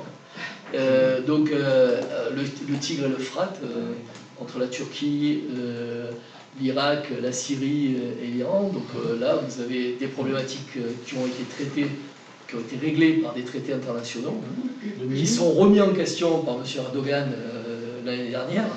Donc on se remet autour de la table et on rediscute de la façon. Et puis vous avez le barrage Renaissance en Égypte, enfin en Éthiopie avec la problématique du Nil, et qui est un enjeu majeur. On a parlé de guerre et d'eau. Vous avez quelqu'un qui, je pense, est membre de votre belle association, qui s'appelle Franck Galland, et qui est un ancien directeur sûreté de Suez, qui a une quinzaine d'années a créé son propre cabinet de conseil stratégique en termes de sécurité des systèmes d'eau, et qui a écrit un livre passionnant, plusieurs, mais le dernier qui s'appelle Guerre et eau. Faire guerre et paix, c'est guerre et eau. Moi, je lui ai demandé quand est-ce qu'il allait écrire eau et paix, parce que c'est sûr, il remonte en 1914, il démontre qu'en 1914, il y a eu un impact des ressources en eau sur la guerre. Donc c'est intéressant de lire ça, parce que bon, c'est quand même un passionné militaire, même si c'est pas... Il doit être militaire de réserve, je pense, mais... Je me permets d'intervenir parce que ça me fait penser qu'on a un voyage d'études qui est prévu en Égypte, pardon, pour le canal de Suez, puisqu'on a travaillé sur le canal de Suez, mais je pense qu'on pourrait faire l'intérêt de retourner en Égypte, c'est aussi de traiter cette question simultanément. C'est-à-dire que de voir le canal de Suez, mais aussi cette problématique-là, qui est quand même une problématique particulière. Et là, de lier les deux sujets sur le voyage. C'était une des raisons majeures de la prise du Golan par Israël. Bien sûr. D'assurer la maîtrise de l'eau. C'est le château d'eau. C'est le château d'eau de la région. Après, mais vous avez raison. Il y a justement d'autres cas il y en a, bien sûr, il y a le Brahmaputra, l'Indus. Il y a, oui, et en Chine aussi, ben, comment ça s'appelle, avec le Mekong, la Chine et le Mekong, avec le Vietnam, Laos, Cambodge. Moi, je ne suis pas un grand expert là-dedans, mais en tout cas, c'est sûr que ça demande des négociations. Alors, c'est intéressant parce que là, moi, je trouve que l'eau est au contraire un vecteur de discussion. Ça permet de se retrouver. Oui, on n'est pas d'accord. On dit qu'on va envoyer le bombardement. Les Égyptiens ont dit qu'ils allaient bombarder le barrage Renaissance. Les Israéliens. Et les Israéliens menacent, etc. Ceci étant, les Israéliens, les Jordaniens et les Palestiniens ont une commission permanente qui se réunit en permanence, tous les mois, sur l'utilisation et l'usage de l'eau. Et donc ça veut dire qu'on discute. C'est le seul endroit, un des rares endroits où ils se voient tous les mois pour discuter. Parce qu'ils sont obligés. Parce qu'ils sont obligés. Et qu'on ne peut pas, pour Israël, qui est quand même celui qui a la technique, la technologie, le savoir-faire, etc., Et les robinets. demain dire au niveau international, je coupe le robinet à la Palestine. Ouais. Je veux dire, ça serait très mal vu. Même les Américains n'approuveraient pas et leur diraient, écoutez, maintenant, là, vous allez régler vos problèmes. Donc, moi, personnellement, je suis plutôt persuadé que l'eau est un bon vecteur pour discuter. Après, bien sûr, il peut y avoir à un moment donné une tension forte, ça a été le cas en Égypte, ça l'est beaucoup moins aujourd'hui. La problématique de l'Égypte, moi je suis pas non plus un ingénieur, hein, donc un spécialiste de la question, mais je vais dire, je suis plutôt un bon généraliste, je pense, et je m'intéresse beaucoup aux questions internationales, et donc je pense que là, la problématique numéro 1, c'est la rapidité avec laquelle le barrage va être rempli. C'est-à-dire que s'ils arrivent à négocier ça, les Égyptiens ne seront pas opposés, parce qu'une fois qu'il est rempli, il est rempli. Je veux dire, il va servir surtout à l'hydroélectricité, donc l'hydroélectricité rejette l'eau qu'elle utilise. Donc c'est ça qui est en discussion aujourd'hui. Et il y a un effet très positif sur l'Égypte. C'est que l'Égypte s'est réveillée en matière de gestion de la ressource.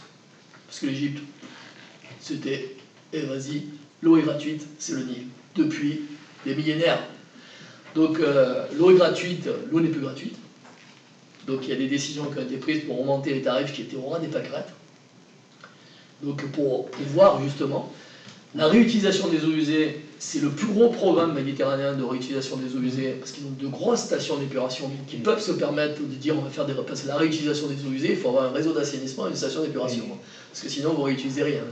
Donc si vous proposez ça au Mali, les mecs ils vous regardent et vous disent de quoi on parle. Parce que je veux dire, en Nouakchott, il n'y a pas de réseau d'assainissement. Donc vous voyez, en Mauritanie, il n'y a pas de réseau d'assainissement dans la capitale. Très peu. Il y a vraiment 20% de la ville qui a un réseau d'assainissement et il n'y a pas de station d'épuration.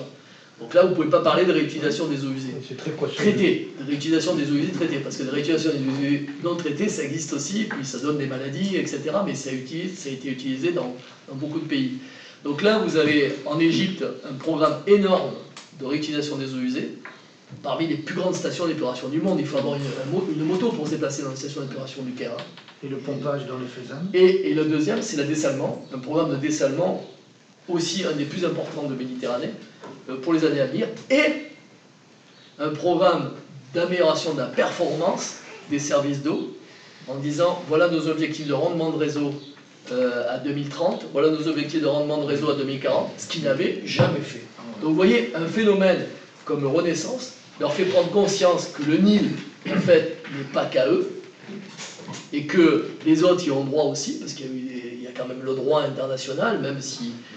voilà, et donc de ce fait, il y a eu ça. Alors, moi je suis plutôt optimiste, après on verra, peut-être que l'histoire me déjugera, mais en tout cas, je suis plutôt optimiste. Je me dis au contraire, j'ai été très... toutes les années, vous avez la semaine du Caire de l'eau, la Cairo Water Week. Donc, moi j'ai assisté depuis 4-5 ans systématiquement, et l'année dernière, c'était au mois d'octobre-novembre, j'ai été vraiment surpris que le président, le chairman de la holding des sociétés d'eau, parce que c'est comme ça que c'est organisé en Égypte, mette l'accent sur la performance. Dans ses discours, il a fait 3 discours, il a parlé que de ça. Il a parlé de ses programmes d'investissement qui étaient colossaux, et il a dit aujourd'hui ces programmes ils servent à rien, parce qu'en plus faire du dessalement avec des réseaux qui perdent 50%, c'est pas terrible. Hein. Voilà, donc l'objectif numéro 1 c'est celui-là.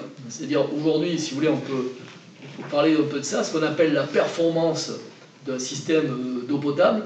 C'est essentiellement, bien sûr, son adduction, le canal de Marseille.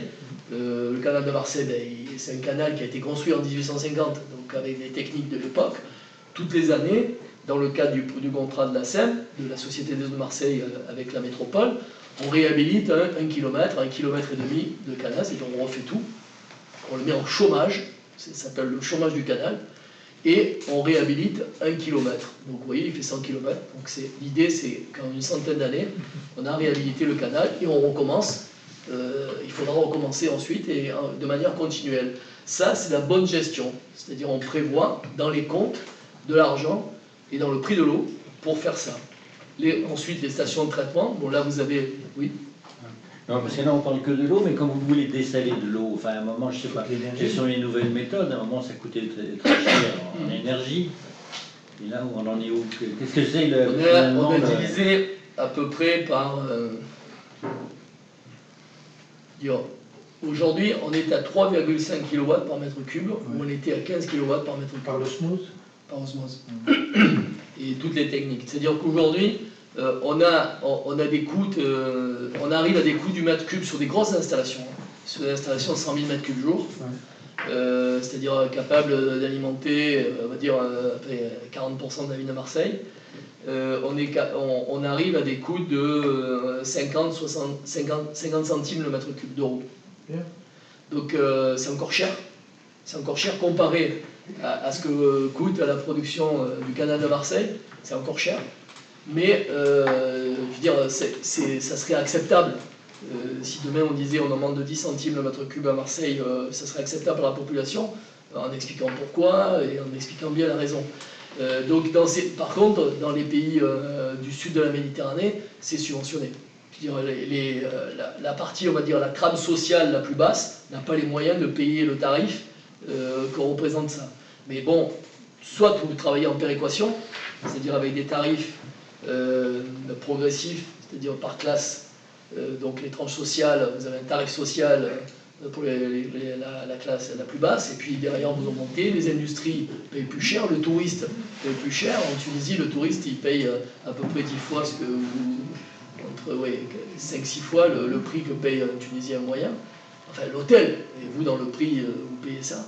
Il faut savoir que monsieur le Président, ici vous habitez où? À Marseille, à Aix? À Marseille. Voilà, bien, quand vous êtes monsieur Marseillais, vous consommez à peu près de l'ordre de 150, 120 à 150 litres par jour. Et quand vous êtes monsieur touriste, vous consommez 500 litres par jour. Et vous êtes la même personne. Et donc, vous voyez l'éducation qu'il y a à faire pour que le touriste qui se trouve en République dominicaine ou en Tunisie ou en Turquie, eh bien, ils disent, attends, je suis pas chez moi, d'accord, mais c'est pas la peine que je passe 3 douches par jour parce que je suis allé à la plage, parce que j'ai fait ci, parce que j'ai fait là. Je paye, j'ai le droit. Voilà.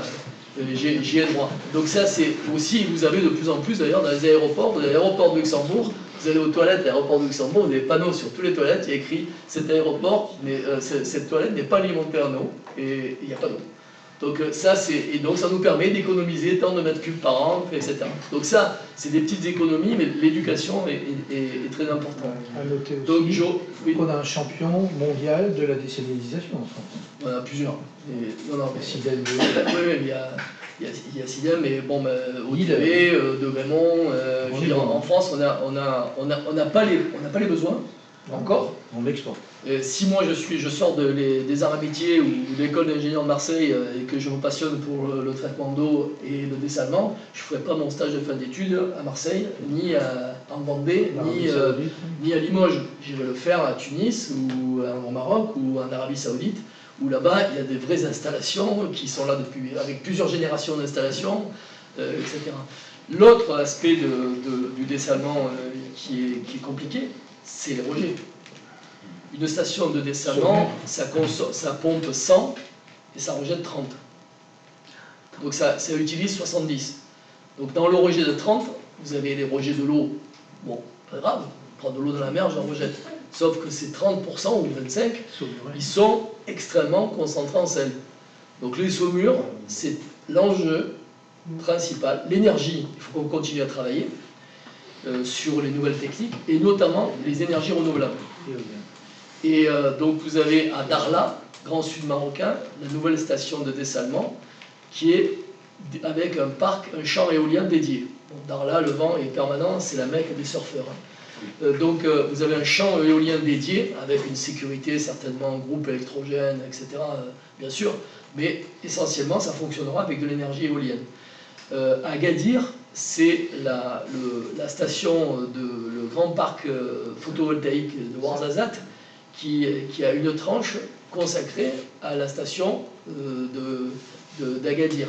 Alors c'est pas directement dédié, parce que c'est le réseau qui amène, mais comme quand on vous dit vous achetez de l'énergie verte, c'est pareil, vous ne savez pas d'où elle vient. Mais en tout cas, voilà, donc ça intéresse beaucoup. Pour la partie énergie, on travaille beaucoup là-dessus. Et je ne sais plus à qui je disais tout à l'heure que nous avons rendez-vous le 4 juillet avec Cadarache, avec le CEA, pour étudier l'avenir des petits réacteurs pour le dessalement. Et ce n'est pas leur priorité, mais ils y pensent. Leur priorité, c'est les villes. Donc si vous avez une ville qui a besoin d'énergie et qui a une unité de dessalement, du coup, elle pourra profiter d'un petit réacteur.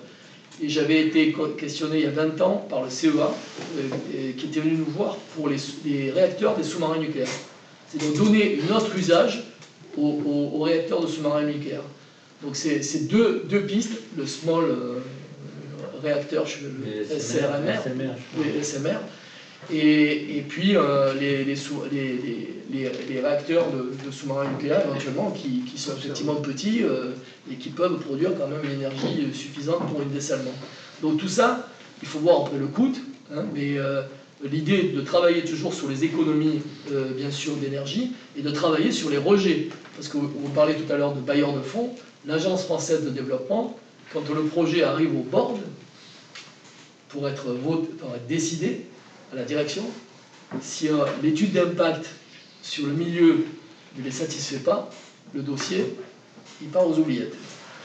Ça gêne beaucoup les chefs de projet, parce qu'eux, ils se sont levés l'âme pour apporter le dossier jusqu'au board. Et donc là, toutes les solutions liées à la diffusion, à l'étalement, même si on part à 3 km avec des diffuseurs, etc., bon, déjà c'est bien, mais aujourd'hui c'est plus suffisant, il faut aller au-delà. Mais pour un non-initié, intuitivement, j'ai compris que le rejet de la saumure était un des problèmes majeurs pour le développement du dessalement, mais ça devrait être, le traitement de ce rejet devrait être à la portée de nos ingénieurs, enfin, intuitivement. Hein. Oui, mais c'est... Oui. Bon, encore une fois, là-dessus, j'ai pas toutes les réponses, mais, mais de toute façon, il faut trouver un usage du sel. Le fait, c'est de ne pas le rejeter, en tout cas, de moins en rejeter. Il faut être capable de rejeter peut-être 2 fois la quantité de sel qu'on prend par mètre cube d'eau. Je ne sais pas, je dis un peu n'importe quoi là, mais disons que rejeter beaucoup moins que si on rejette la concentration qu'on a aujourd'hui. Donc ça veut dire quelque part le retenir, et qu'est-ce qu'on en fait après. Donc la solution, c'est de trouver qu'est-ce qu'on en fait. Et aujourd'hui, c'est comme les bouts des stations d'épuration. Les bouts des stations d'épuration, pendant des années, on a dit, oh là là, qu'est-ce que c'est ce truc? Alors, on a fait de l'épandage en agriculture, on a fait du compost. La Société d'eau de Marseille, elle a un centre de compostage en Suez. Vous passez au bord de l'autoroute, selon les vents dominants, vous sentez du fumier. Et c'est ce fumier, les andins qui sont là, qui se forment et qui sont en train de se transformer en quelque chose de complètement inerte, en odeur. Vous pouvez prendre avec la main, en mélangeant ça avec des copeaux de bois, avec des déchets de bois, pendant un certain temps, en les remuant, etc. Et ça, derrière, c'est un super fertilisant, magnifique, pas chargé en produits chimiques, et tout ça, tous les contrôles sont faits, etc. Donc ça, vous voyez, utilisage des bouts de station d'épuration pour ça, utilisage des bouts de station d'épuration pour l'énergie, puisqu'on peut faire de l'énergie à partir des bouts. C'est le cas de la station que vous allez visiter si vous visitez les deux, parce que vous avez la station des eaux au stade Vélodrome, et vous avez la station des bouts dans la calanque, au bout de la Caillole. Voilà.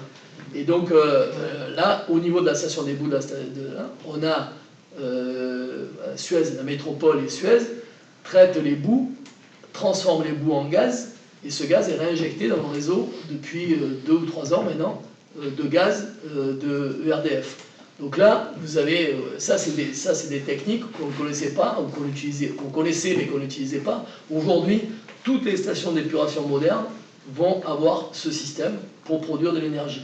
Donc vous voyez, le sel, pour répondre au sel, on trouvera, je suis convaincu qu'on trouvera des usages pour ça, soit fabriquer des blocs, enfin je veux dire, il y a certainement des choses à faire, ça a un coût. Pourquoi on n'est pas allé plus vite pour le gaz? Bien parce que ça coûtait plus cher que ce que ça rapportait. Donc le moment où les prix du gaz augmentent, ça devient intéressant de faire. Il n'y a pas que les gaz de schiste qui sont intéressants de faire quand le prix monte, on peut faire aussi du gaz plus noble, j'allais dire, à partir des stations d'épuration. Donc c'est vraiment le futur est vraiment à l'économie circulaire d'une manière générale. C'est vrai pour les déchets, c'est vrai pour l'eau, c'est-à-dire au plus je pourrai la réutiliser, au mieux je me porte. Et comme le dit souvent Antoine Frérot, le président de Veolia, la première ressource en eau, c'est celle-là. C'est celle que j'ai sous mes pieds, c'est l'assainissement. Pour une ville développée, assainie, pour aller jusqu'au cas namibien. Donc en Namibie, on boit de l'eau usée, retraitée, donc au niveau qui permet de respecter les normes de l'OMS. Vous voyez un peu la psychologie qu'il faut développer auprès des gens pour qu'ils acceptent. c'est le cas à Singapour. Alors là, elle est mixée, mais quand même. Voilà. Donc aujourd'hui, vous allez avoir ça, c'est pour les villes. Mais avant d'envisager ces solutions, qui sont intéressantes en soi, mais compliquées à mettre en œuvre pour des aspects sociologiques, la priorité, c'est quand même d'avoir des bons rendements.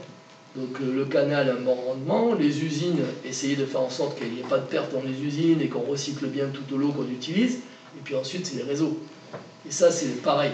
Donc moi, j'ai un objectif, enfin pas moi, mais à l'IME, nous avons un groupe de travail sur ce que vous disiez alors, performance, confiance, finance. La performance, ça commence par une bonne ingénierie, des bons matériaux, et pas n'importe quoi. Ça coûte cher, c'est vrai. Et ça, c'est un bon investissement pour l'avenir. Et on y retrouvera sur long terme, on retrouve ces petits. Quand on pose un réseau Pont-à-Mousson, pour ne citer que en fonte ductile dans Marseille, on investit pour les 100 prochaines années. On ne va pas le toucher de 100 ans. Or, on amortit sur 50 ans.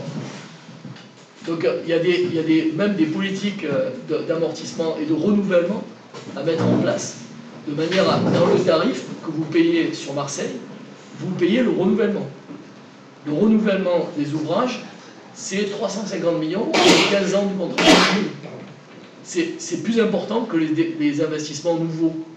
Est-ce que vous estimez que dans la région PACA, il y a besoin de gros investissements d'infrastructures à l'échelle de ce qu'était le canal de Provence ou le canal de Marseille, ou bien est-ce que finalement l'aménagement des travaux, enfin des infrastructures existantes et une bonne gestion suffit à nous tenir pour les années à venir? Ouais, c'est plutôt la deuxième. C'est plutôt la deuxième. Alors ça, c'est la question qui va droit au but de la ressource en eau pour la Provence, on va dire. Il faut savoir que bon, on a ce fameux château d'eau que sont les Alpes. La personne que vous avez reçue du GIEC a dû vous expliquer que c'est pas pour toujours. Oui, c'est-à-dire qu'il y a de forts risques que le manteau neigeux malheureusement diminue. Bon,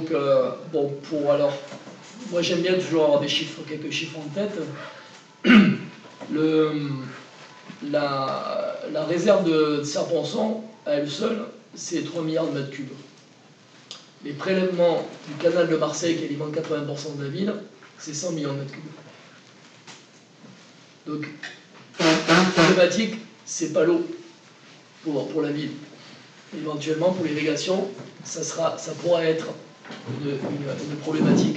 Et donc s'orienter vers des productions moins consommatrices d'eau et mettre en place toutes les technologies, on a les moyens de mettre en place ces technologies, quitte à les subventionner, parce que ça vaut le coup, on travaille pour les générations futures, de manière à préserver la ressource. Et encore une fois, même en Provence, c'est 70-75% de l'eau, c'est pour l'agriculture. Donc c'est là-dessus qu'il faut faire des efforts sur les rendements de réseaux agricoles, parce que là, souvent, vous les voyez, hein, les réseaux agricoles, hein, et puis faire sur les réseaux urbains, bien entendu. Ici, Marseille, c'est un rendement de réseau de l'ordre de 85-86%. Vous avez quand même 14-15% des volumes qui sont mis en distribution, qui n'arrivent pas aux consommateurs. On va avoir quelques vols d'eau, quelques personnes qui se débrouillent de faire des bypass, mais c'est marginal. Du compteur. Ça peut exister, mais c'est marginal. Vous avez surtout des problématiques de comptage, aussi bien à la sortie, à la mise en distribution du réseau, la sortie de l'usine, que les différents compteurs, même s'ils sont aujourd'hui sophistiqués, tête émettrice, vous pouvez suivre votre consommation sur Internet. Si vous partez en congé, vous mettez 1 litre par jour de consommation, parce qu'il peut toujours y avoir une petite fuite quelque part, de manière à ce que vous receviez une alarme là où vous êtes. Voilà, mais ça pourrait dire qu'il y a quelqu'un dans la maison, ou ça peut dire que tout simplement vous avez une belle fuite, et donc vous pouvez appeler votre voisin qui aille voir, etc. Donc aujourd'hui, tout ça est mis en place, de manière à pouvoir transformer le consommateur en conso-acteur. C'est-à-dire il est acteur de sa consommation. Alors c'est plus important pour l'agriculteur, pour l'industriel, mais ça devient aussi important pour l'usager lambda, ne serait-ce que pour sa prise de conscience S'il prend conscience chez lui, il prendra conscience à l'usine, il prendra conscience dans sa parcelle pour irriguer, etc. Autrefois, on disait qu'il y avait la moitié de l'eau potable de Marseille qui est allée à la mer, à la Pointe-Rouge. Alors non, le canal de Marseille, il a un grand avantage, il est gravitaire. C'est-à-dire qu'il consomme zéro énergie, il en produit. Mais on ne peut pas l'arrêter. Mais on ne peut pas l'arrêter. Une fois que j'ai décidé, et c'est pas un canal à plat, c'est un canal qui a une pente. Est-ce que vous avez une idée de la pente du canal de Marseille? 0,3%. C'est 300 km au kilomètre. C'est ça. Donc, vous vous rendez compte, en 1850, on a été capable de faire ça. Et vous savez avec les techniques romaines, les tuiles.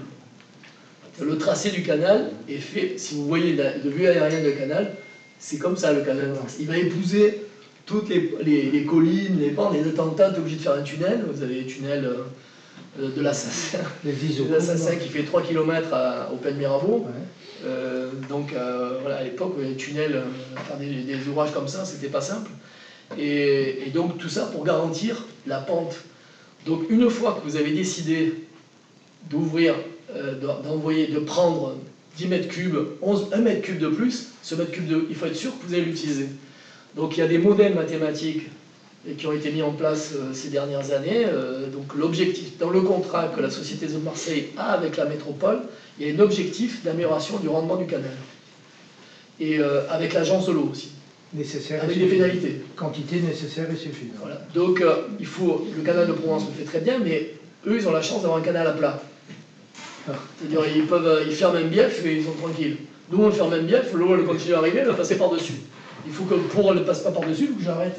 Et je calcule, je sais qu'elle a 24 heures. Pour arriver à ce point, elle va mettre 12 heures depuis l'amende. Donc il faut que tout ça, je le calcule.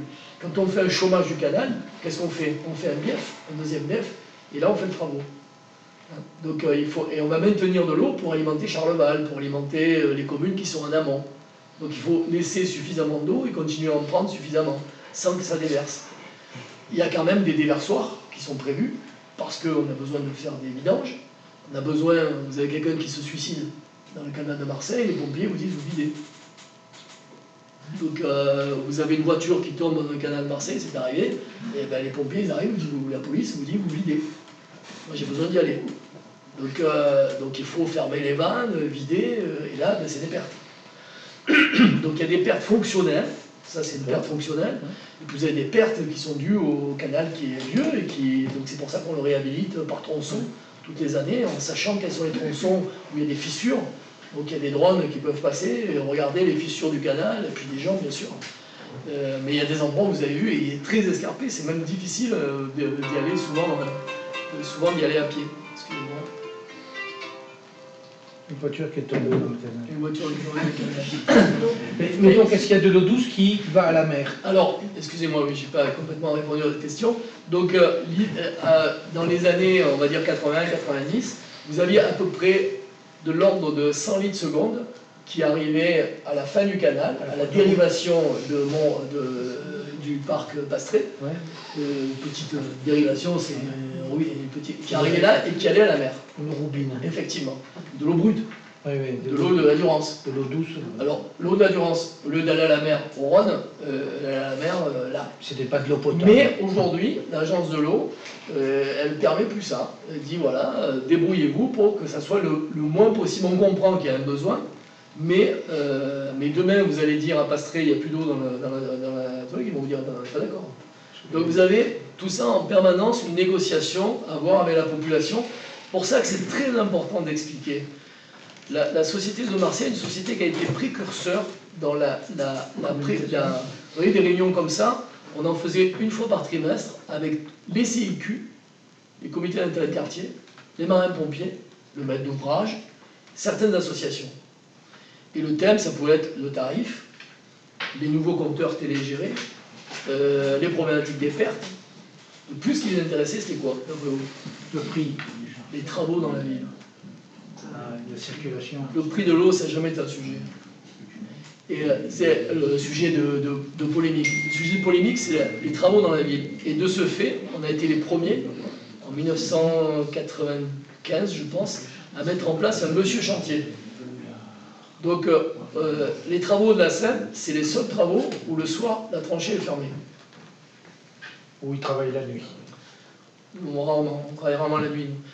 Donc on réduit le plus possible l'impact, les tuyaux, on essaie de les... il faut toujours un minimum de stock sur place pour renouveler à Rue-Breteuil par exemple. Et on le met le soir, on va fermer, on va remettre, le lendemain, on réouvre la tranchée. Donc c'est des coûts additionnels. Et on passe voir les commerçants, les écoles. Donc par exemple, on ne démarre jamais un chantier où on va implanter l'école avant 8h30. Donc tout ça, c'est des choses, le gars qui est le magasin, il va dire, mais moi je suis livré, le bar, le restaurant, je suis livré le matin, etc. Mais monsieur, pas de souci, à quelle heure vous êtes livré? À telle heure, vous pouvez être livré. Donc ça, ça permet de tranquilliser tout le monde. Et les présidents de CICU sont très contents parce que quand ils ont leur réunion, ils peuvent dire, bah, écoutez, voilà, vous faites ça, vous avez un numéro de portable. Et ça, si Jean-Michel Sacaz était là, il le dirait. D'ailleurs, il a dit quand on a eu notre entretien préalable, il dit, mais la Seine, c'est la seule entreprise où il y a un numéro de portable sur le panneau de chantier. Il dit, franchement, ça veut dire que le gars, vous l'appelez, c'est samedi, dimanche. Donc ça a un coût, très bien. Mais ça permet surtout d'expliquer pourquoi on est là. Parce qu'encore une fois, le renouvellement des réseaux, on fait 32 km sur la métropole par an. Il y a 32 km de rues qui vont être impactées par an.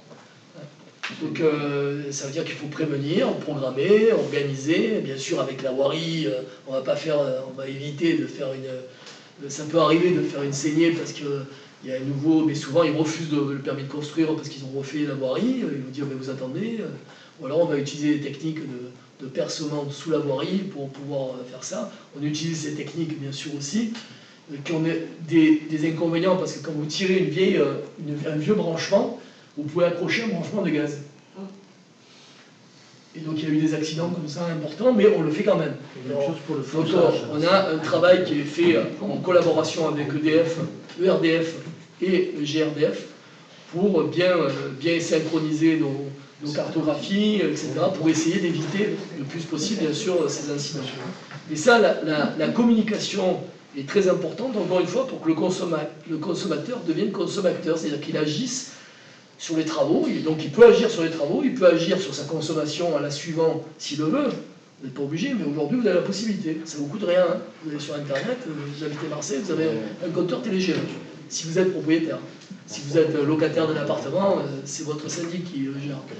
Mais si vous êtes propriétaire, ou alors vous avez des compteurs dits individuels qui ont été installés dans la copropriété. Et donc, ce n'est pas le syndic, et c'est chaque appartement. Mais la plupart du temps, vous avez un compteur de pieds d'immeuble et ensuite des divisionnaires qui sont gérés par d'autres sociétés qui travaillent pour le compte du syndic. Effectivement, je l'ai testé puisque j'ai eu un message d'alerte de la société me disant que j'avais une consommation d'eau anormale. Et bon, alors évidemment, on cherche où ça se passe. Et c'était à la jonction de mon compteur, qui est assez loin, hein, il est à 100 mètres dans l'impasse. Il y avait la fuite, ça avait fui. Et là, ça coulait, c'est sûr. Ça y est. Si la fuite est juste après le compteur, c'est pour vous. Si elle est avant le compteur, non. Non, ils ont changé. Mais j'ai été alerté parce que ça... Alors si ça vous arrive, parce que ça peut arriver, hein, sachez que la loi, d'ailleurs si vous téléphonez, je ne vous dis pas ça, c'est pas un secret, hein, vous téléphonez au centre d'appel, on va vous le dire, vous avez une fuite chez vous, souvent ça arrive quand vous avez un réseau d'arrosage programmé. Voilà, le programmateur il déconne et puis il va vous consommer beaucoup plus. Donc là vous avez la possibilité de faire réparer, de le déclarer à la SEM, de faire réparer avec une facture. Et là, on ne peut pas vous facturer plus de 50% de vos consommations habituelles. Parce que ça dépasse beaucoup plus. Hein. Si vous avez une fuite, vous multipliez par 2 ou par 3 la consommation. Ça marche quand on remplit la piscine? Non. Ah non. Parce que vous n'avez pas le droit. Bon, quand vous la videz, vous n'avez pas le droit de la mettre dans l'assainissement. Je suis un peu le maître des horloges, si vous voulez. Oui. Hein, c'est à la mode de parler du maître des horloges, mais vous êtes intarissable, on pourrait dire. Je suis généraliste. Non mais je pense que tout le monde appréciera les réflexions qui sont très intéressantes en tant que citoyen, bien sûr, mais aussi dans le cadre de notre étude. Hein. Donc on a parlé des démographies, bien sûr, mais vous avez parlé de planification, d'éducation, hein, c'est très important. Je retiens aussi l'idée de l'hydrodiplomatie, que l'eau, finalement, ça peut être un bon moyen, c'est peut-être de faire la guerre, mais aussi de discuter, de l'éviter. Voilà, alors j'aurais envie de vous dire, il faudrait nous rejoindre, parce que je pense que vous seriez parmi nous un acteur très intéressant. Enfin bon, je vous dis ça comme ça, c'est pas pour avoir une cotisation de plus, hein. Mais je pense que dans le cadre de nos sujets, et de nos sujets en général, vous avez une connaissance intéressante et internationale. Et nous, notre sujet, c'est de développer l'esprit de défense au sens global, hein, pas militaire, hein, strictement militaire, mais au sens global. Et les relations internationales. Et comme vous avez une excellente connaissance, ça serait bien. Bon, alors permettez-moi, à moins qu'il y ait une question, on va quand même prendre une question. Est-ce qu'il y a une question? J'ai une petite question. Oui, allez-y. Vous avez évoqué à plusieurs reprises l'organisation performante en Espagne du système d'irrigation, dans une région où on a d'irrigation. Est-ce que cette gestion est facilement transposable chez nous? Est-ce que ça nécessite pas des investissements importants ou non? Non, elle est déjà. Alors, peut-être pas au même niveau, par le fait que les utilisateurs en Espagne ont pris conscience. C'est-à-dire, historiquement. Voilà, historiquement, ils ont pris conscience. Ici, je ne sais pas quel est le niveau de prise de conscience, il faudrait poser la question au Canada de Provence, à votre collègue du Canada de Provence. Quel est le niveau de prise de conscience? Le Canada de Provence fait un travail remarquable de sensibilisation. Ils ont toutes les technologies, hein. Le goutte à goutte pour les vignes, on arrose les vignes. Mon grand-père qui était vigneron, il doit se retrouver dans sa tombe. Et ils m'ont expliqué, par exemple, qu'on n'arrose pas les vignes, on fait de la compensation.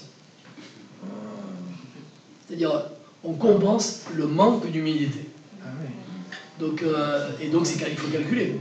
Pour pouvoir compenser, il faut calculer, sinon c'est interdit. Sinon, vous n'êtes plus arrosé. Pour être arrosé, vous faites de la compensation hydrique. Donc c'est important de comprendre ça, parce que souvent on dit on arrose des vignes. Non, on n'arrose pas les vignes. Voilà, donc on fait de la compensation. Donc pour chaptaliser, on compense le sucre, quoi. Pardon ? Quand on chaptalise, voilà. En fait c'est que de la compensation du sucre. Donc, non mais c'est voilà, non c'est donc le sud de l'Espagne. Voilà, l'autre caractéristique du sud de l'Espagne, c'est que vous savez, hein, c'est quand même un gros producteur pour l'Europe, de tomates, de fraises, tout ça c'est sous serre. Il faut aller voir ça, hein. Si un jour vous avez l'occasion d'aller à Murcie, il faut voir ça, c'est formidable. Et ils dessalent de l'eau de mer pour arroser ça. Ah oui. Donc ils réutilisent, la région de Murcie réutilise, écoutez bien, 98% des eaux usées. 98% de la station d'épuration, vous allez voir la flotte qu'il y a là. Et donc, pas dire de bêtises, mais je pense que la station elle doit faire à peu près 300 000 m3 jour, donc de Marseille. Donc vous avez cette station, 300 000 m3 jour, et que vous pouvez réutiliser dans l'agriculture. Donc ça en fait du périmètre irrigué. Sauf que bon, on est à Marseille, il faut la renvoyer sur les périmètres irrigués, c'est pas simple. Parce qu'on vous dit, souvent vous allez avoir des gens qui vous disent mais on va faire un réseau dédié pour réutiliser les eaux en ville, laver les rues, arroser les parcs et les jardins. Très bien, mais le réseau, c'est ce qui coûte le plus cher. C'est pas la station de traitement. C'est la station de traitement, voilà, hors de grandeur. Une station de traitement va coûter 100 millions d'euros. Le réseau va coûter 1 milliard. Donc, l'ordre de grandeur, c'est entre 1 à 10 et 1 entre 5 et 10. Voilà, en fonction du réseau, des dimensions, de ce que vous avez à faire. Donc, c'est bien. Je veux dire, ça peut être naturel de dire un double réseau, c'est très bien. À Marseille, le double réseau, il existait. Fontainier. Et on l'a fermé en 1992, par décision de la ville de Marseille, parce que ça coûtait trop cher d'entretenir. On le fermait en hiver, on le réouvrait pour arroser les rues et pour les jardins, les parcs et jardins. Et donc on l'a fait, et remplir éventuellement les balayeuses, mais bon, peut-être moins. Mais en tout cas, ça s'est fait. On a décidé de le fermer, d'utiliser que d'eau potable. Qu'est-ce qui s'est fait? Vous avez une levée de bouclier des CQ, des associations. qui ont dit mais comment on arrose, on lave les rues, etc. Regardez aujourd'hui, vous avez beaucoup moins, vous pouvez en avoir encore, hein, de boîtes de lavage ouvertes toute la journée, parce que le cantonnier, il a ouvert en haut de Notre-Dame et il est descendu pour balayer, il n'a pas eu envie de remonter. Mais d'abord, premièrement, la ville paye, donc on mesure, avant il ne payait pas, donc on mesure la quantité qu'ils consomment, donc du coup les services municipaux, eh bien, font la chasse au gaspillage eux-mêmes parce que c'est un coût pour eux. Et donc voilà, donc c'est une... Et pour revenir à l'Espagne, il y a cette prise de conscience. Il n'y a pas longtemps, il y a un nouveau membre de l'Institut qui est rentré, une PME espagnole, qui fait ce genre de système automatique que l'agriculteur va utiliser, simple, bouton rouge, bouton vert, bouton jaune, pour mesurer ce qu'il doit irriguer, quand, comment, etc., en fonction des prévisions météo reliées aux satellites. Enfin, je veux dire, la technologie est vraiment super moderne. C'est le fils d'un agriculteur, ingénieur agronome, qui s'est associé avec des informaticiens et qui ont développé ça. Mais c'est un fils d'agriculteur. Ça veut dire qu'ils ont pris vraiment conscience de la problématique qu'ils avaient. Maintenant, la grosse question, c'est est-ce que l'Espagne doit continuer à produire des fraises, des tomates toute l'année? Est-ce que le Maroc doit continuer à produire des agrumes à Agadir, où c'est l'unité de dessalement d'Agadir qui vient d'être mise en fonctionnement, qui va alimenter les serres ou qui alimente déjà une partie des serres? Est-ce que c'est ça? Ou est-ce qu'il faut revoir cette perspective et ces orientations?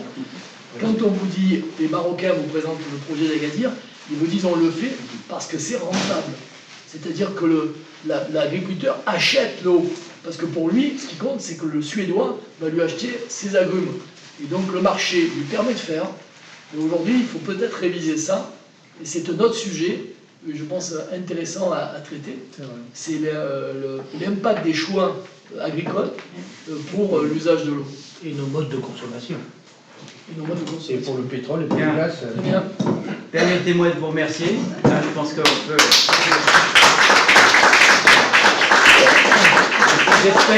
J'espère qu'avec le système de Bernard, on va avoir d'autres auditeurs. Hein. Bien, bien, merci à vous Voilà. tous. Alors, on a l'habitude, le logo et la marraine de l'IHEDN, c'est Athéna, hein, déesse de la sagesse, mais aussi de la stratégie. On parle de stratégie de l'eau, hein, donc voilà. Donc permettez-moi de vous remercier en vous offrant Athéna. Hein. Et puis une clé USB qui est en déroulée, elle est toute neuve, hein, mais avec notre logo aussi. Voilà. Merci beaucoup. Merci beaucoup. Merci beaucoup. Bon, si je deviens membre, je ne sais pas, mais même si je ne deviens pas membre, je suis à votre entière disposition pour tout sujet relatif bien sûr à l'eau. Et on peut aussi vous inviter à participer à nos conférences. Il suffit qu'on se mette d'accord sur les personnes intéressées et que vous nous envoyez la liste des personnes intéressées qu'on avisera au fur et à mesure. Comme ça vous permet d'avoir peut-être une ou deux personnes qui suivent ce qu'on fait tous les mois. Et donc, par exemple, le prochain sur le droit à l'eau opposable aux tiers, donc avec des experts internationaux d'Afrique du Sud, qui vont venir en visio, hein, bien sûr. Donc tout est en visio, et après vous pourrez le voir, ou sinon le voir sur YouTube dans les 2 ou 3 jours qui suivent. À votre disposition. Bon, bah, de toute façon, on a Rémi, que vous connaissez, qui est notre interface. Jean-Michel, je sais que Jean-Michel, il regarde. Et Jean-Michel. Il m'a envoyé un message là, pour me dire qu'il pensait à nous aujourd'hui, malgré son En tout cas, merci beaucoup. Voilà. Pour votre accueil.